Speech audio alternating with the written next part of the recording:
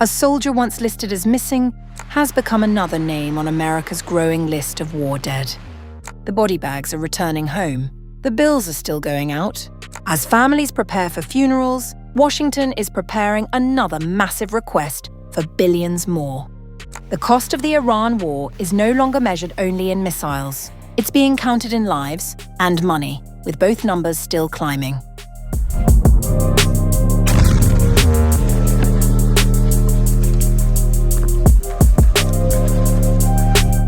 A soldier once listed as missing has a name again, and it belongs on a casualty list that keeps growing. As families in New York and beyond bury their dead, the Pentagon is on Capitol Hill asking for tens of billions more to keep the war running, a request that is testing the patience of allies and critics alike. The US Defense Department confirmed on July 21st that Sergeant Angel Rampersad, aged 28, of Ozone Park, had been killed in the Iranian strike on Jordan's Muwaffaq Salti Air Base. She had spent days listed as missing while search teams worked through the wreckage. Rampersad's confirmation closed the account on that single attack, which also killed First Lieutenant Tyler Feehan and Private Isabella Gonzalez. A fourth soldier died separately in northern Iraq while disabling an unexploded Iranian drone. Yesterday, US Central Command announced the passing of 2 US service members and the missing status of one in Jordan following an Iranian attack on July 17th. After a thorough search, US military personnel found unidentified remains at the location earlier today. Together, the deaths pushed the war's official toll to 18, the highest since fighting resumed this month. The Pentagon's wounded count has climbed alongside it, now standing at 447, with nearly 100 troop injuries confirmed since early July. CNN reporting this week found the Pentagon has grown slower to confirm troop injuries, often deferring to a military casualty website that trails real events by days or weeks. Independent tracking site militaryspend.org, which compiles and flags disputed figures from multiple sources, estimates the combined death toll across every side of this year's conflict at somewhere between roughly 8,970 and over 18,300, a range so wide it reflects how little either Washington or Tehran agrees to disclose. US President Trump is now scheduled to attend a dignified transfer at Dover Air Force Base on July 22nd, though it remains unclear which of the recently killed service members will be included. The human toll has arrived beside a financial one that keeps expanding. Testifying before the Senate Appropriations Committee on July 21st, Defense Secretary Pete Hegseth put the war's cost so far at $37.5 billion, revised upward from earlier estimates, as protesters repeatedly broke into his testimony. Do you have a new estimate about what the war has cost us so far in this, the 5th month of the first year of this war in Iran? Senator, the estimate we have as of today is $37.5 billion.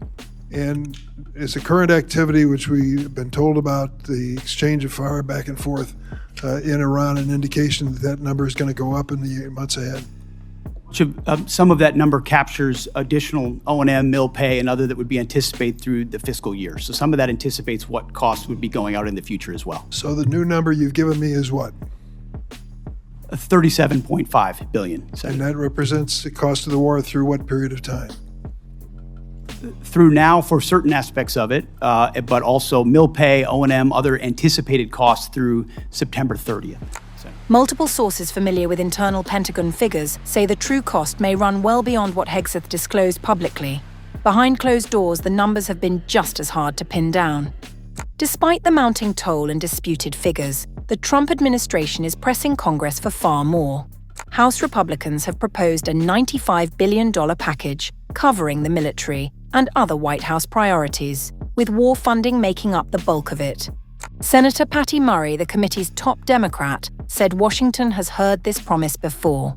So he should be praised. He should be praised for starting a war without authority, creating a situation in which the world economy is suffering tremendously. We have to have extra money for our farmers, and we have no outcome, at least no realistic outcome in sight yet. Murray said Trump has repeatedly claimed a deal is close, and the war will end soon, even as his administration now seeks $70 billion more and asks Congress to simply trust that it will work out. That trust is in short supply even among Republicans. Several say they still lack basic detail on the military's needs, even as party leaders push toward a House vote this week. The White House has urged lawmakers to pass the package without changes and without delay.